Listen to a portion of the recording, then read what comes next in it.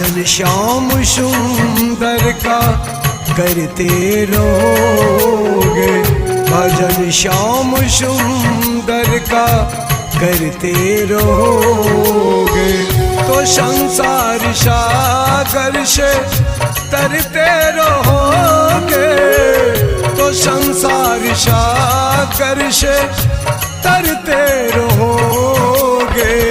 भजन श्याम सुंदर का करते रहोगे, भजन श्याम सुंदर का करते रहोगे।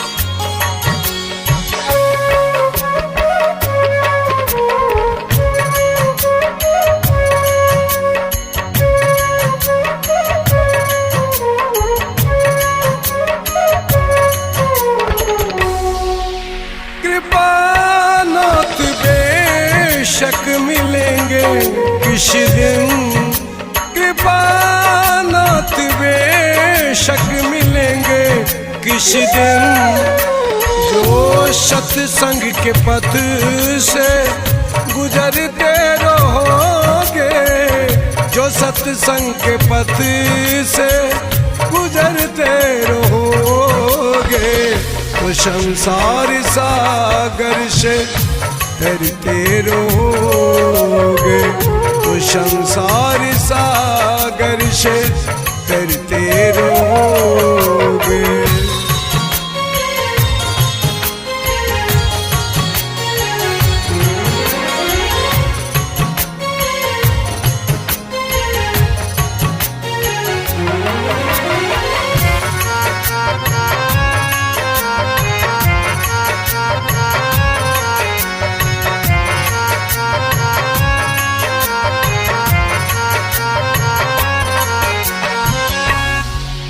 चलोगे कदम पर सभी के सदा तुम, चलोगे कदम पर सभी के सदा तुम, जो विमान गिरी से उतरते रहोगे, जो विमान गिरी से उतरते रहोगे, तो संसार सागर से तरते रहोगे, तो संसार सागर से तरते रहोगे।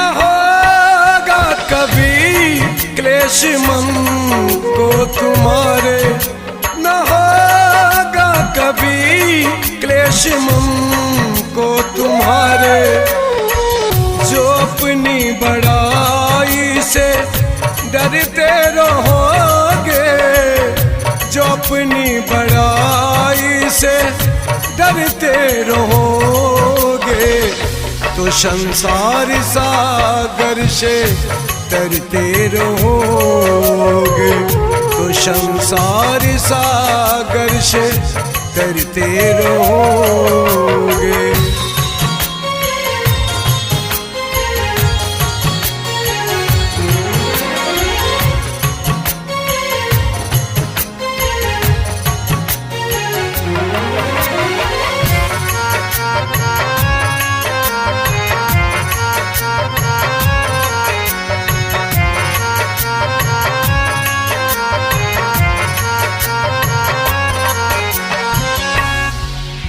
छलक ही पड़ेगा दया सिंधु का दिल, छलक ही पड़ेगा दया सिंधु का दिल, जो दृग बिंदु से रोज मरते रहोगे,